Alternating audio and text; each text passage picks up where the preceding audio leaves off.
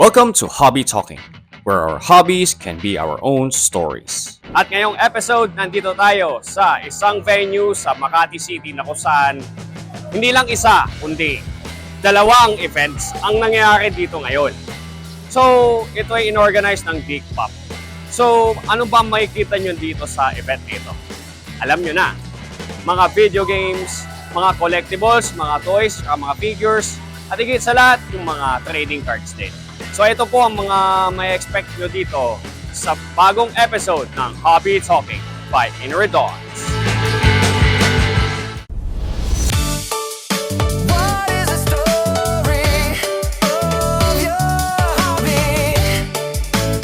Hobby Talking.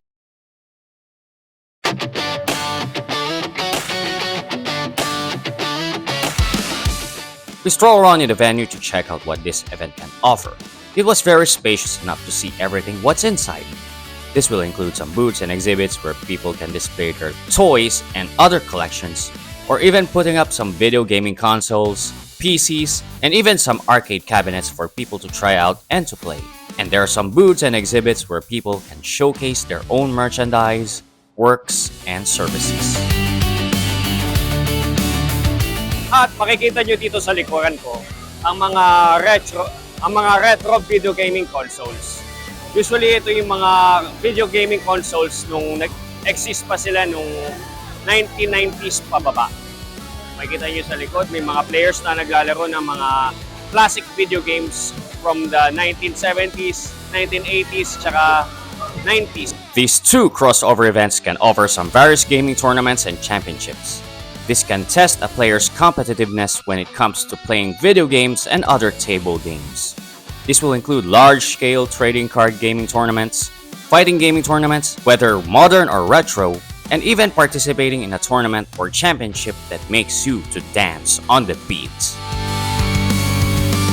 So as you can see guys, may pinapakita dito mga shows kung saan binabroadcast din nila sa publiko yung mga video games na kung saan nagtatagisan ng galing ang mga dalawang players na naglalaro ng isang fighting game.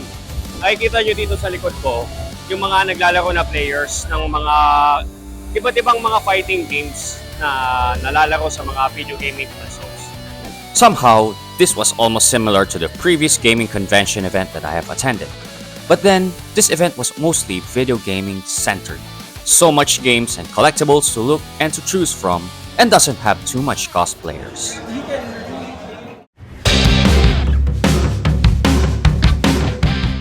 Sari-saring mga hobbies at mga laro ang makikita dito sa Geek+Pop. Dito sa kanilang dalawang events dito sa One Ayala.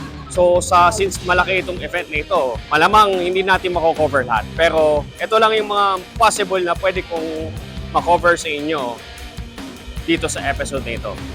They also have some small cosplay competitions there where people have to don themselves as the video gaming characters or even some known anime series too. It has a little comedy vibe, especially when the hosts are doing something funny, such as having some little interaction with the audiences and to see which cosplayer has the most loud applause to win.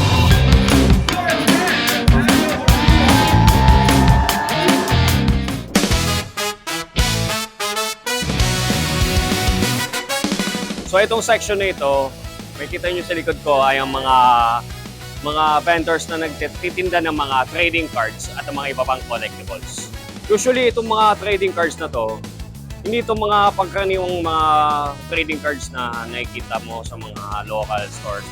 Pero itong mga trading cards na ito, this is something special. Actually, binibenta ito, kung titignan nyo yung mga price tags ng mga trading cards, ang mga presyo ng mga trading cards dito ay halos kasing mahal ng isang smartphone.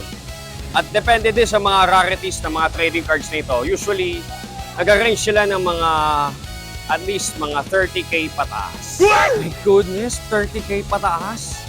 So, trading cards lang yan, pero mabibenta siya sa mga ganong halaga. Usually sa mga auctions o sa mga iba pang mga marketplace. In this event, I was able to get a shot to interview some people here. What are they selling or exhibiting in this event for the public to enjoy? It can be some comics or even some rare and expensive trading cards. So ayan mga ka-Hobby-Talks, ang dami ditong mga booths and stalls na nagbebenta ng iba't ibang mga sari-saring hobbies. So, try natin silang makapanayam dito sa episode nito. Good afternoon, Sir Paul Medina Jr. Hi. Bakit po Pugad Baboy ang title ng comics nyo po? Lahat kasi ng characters mataba. Gusto lang payat. Gano'n na po kayo katagal na nagpa-publish ng Pugad Baboy comics since your first publication? Nag-start ng 1988 eh. Pakibilang na lang, mga 35 yata, bagsak ako sa arithmetic eh. Ano bang naging challenges nyo po so far sa paggawa ng mga comics nyo po? Yung ano lang, yung marami kasi chores eh. Saka errands sa bahay.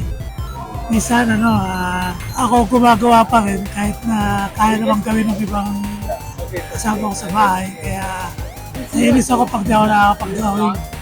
So, what are you guys selling?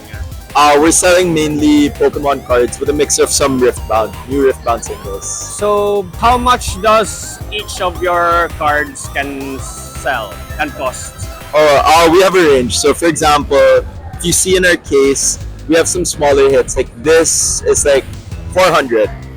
And then, if you look at the friend's case, this one goes up to 600,000. Wow, 600,000. That's insane. Right? Yeah. The market on this is insane now. How are you able to get people to buy your cards on sale? It's just if people want it. Usually it's desirable cards or if there's a collector that has a passion for it. Ano po mga binibenta nyo po dito sa stall nyo? So, mga binibenta namin sa store is mga related sa gacha games like Genshin, HSR, WUA, HI3, everything na related sa Meron din kaming mga exclusive item na mahirap na makita. Example po, meron po kaming KFC collaboration po nila. Mahirap na po yung makita kahit pa paano. And so, meron din kami mga Lawson collaboration din po. At ito po yung pinakabago po namin. Since naka-release lang po ng Enfield at ito po yung first collaboration po nila. Ayun. So, sir, ganun na po kayo katagal na nagpa-participate sa mga conventions as an exhibitor? As or now, if I know, I think nag-start kami around 2019 or around 2021. Oh, so mga before pandemic kayo nagsimula. Ayan. And then, all of these are official. Galing pa talaga straight from China. And this one is a bit long to talk with. Let's talk with one of the exhibitors there, who is also a DJ on the stage. At syempre, mga kapanayam natin ang MX Gaming Grounds na owner. Walang iba kundi si Mr. Nick Droid. Hello guys! Hi Nick Droid, it's good to have you here. Yeah, ano siya na, mukhang magand mo yun. Anyway, Galing ka sa trabaho, di ba? yeah, a lot of side gigs actually, aside from handling MXDG. I have ways to pay, have like debt to like fulfill and everything, yeah. So, Nick Droid, gano'n ka na ba katagal na nagpa-participate sa mga anime cons as an exhibitor? As an exhibitor, I've been doing this for almost 3 years now actually. Pero I'm more of like a supporting one. Kaya pala, ito Steve or another brand like si Razer or ano yung last ko. Kasi si Razer ang pinaka-luma also. And then we did like a project sa kay Activision nun eh. Hindi yung pinaka-luma. Kasi I'm more of an attendee or minsan guest lang ako. So, nag-organize din pa kayo ng mga tournaments like creative gaming tournaments para sa mga aspiring na mga players na naglalaro ng mga creative games din? Yes, we do. We did host some, we did host projects like before. Even Arcrea, Melojam, yung gameplay part. And then we're looking to more like DJ Max, My Minds, Arcade, with Tansin, probably we're gonna go more with Taiko the Tasudin, Open Jam, DJ Max. So we definitely do. I've been doing it ever since we developed Max Philippines, the team behind MS Gaming Grounds. Ayun. Nag-organize din ka pala ng mga tournaments like ng mga My kasi may na-cover din ako before na event din na in-organize ng isang kasama ko na may TX tournament din. Yes. It was either from our team or partnering team. Kasi may mga partners din kami ng mga organizers. That's coming from the Maymay community. Kasi the reason why na ginagawa namin ng ganun kasi gusto namin yung talagang nakakaalam dun sa community. Yes, we play Maymay. All of us in MAXBEAT and team members actually do. Pero we take that hand, give that opportunity to those who wanted to learn to organize along with us. Ayun. So, Nick Droid, ano bang nilalaman nitong exhibit mo at bakit kayo nag-participate sa Geek+Pop Resbak? Well, we are more of a minimal bit lang naman. Very essential na naman na what we can get to end of the meal. Retro games, written games, and even some arcade games na katulad may challenges kami na for puzzle games like Tetris, the Grandmaster, and even Magic Eye. And we're also sponsoring some prize program for Geek+Pop Resbak. So kaya di kami masyado nag-boot kasi we're more into the activism and the sponsorship for the whole event itself. So we're more of supporting the communities like PICCS, even just as Filipinos. Ayun. Saan ka pa nila mapafollow sa social media platforms para sa mga updates regarding sa event appearances nyo, sa mga tournaments or kahit anong mga events? Oh yeah, you will, for the events and even contact namin with Team MX, you can find it at MAXBEAT Philippines. And for all of the stuff na happy naman dun sa aming gaming lounge, there's also a page called MX Gaming Grounds. Yes, we're open every day and then you can play as long as you like unlimited for several hours. Ayun. So, thank you very much, Nick Droid. Thank you so much, Gary.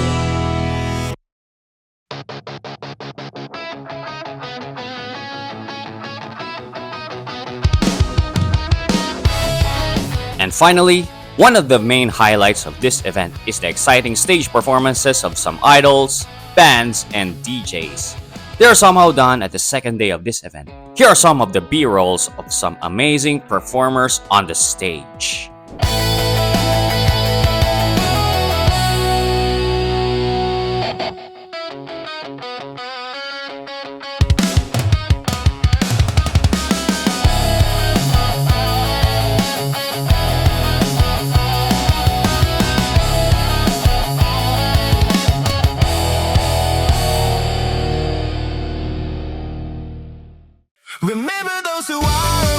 And that's it for the event coverage in this episode. Thank you for watching Hobby Talking. Remember to follow and subscribe if you haven't yet. I am your navigator, Inori Donz, and I'm gonna ask, what is the story of your hobby? This is Hobby Talking! Thank you very much for watching this video until the very end. And remember to hit the subscribe button and see more of my contents uploaded in this channel.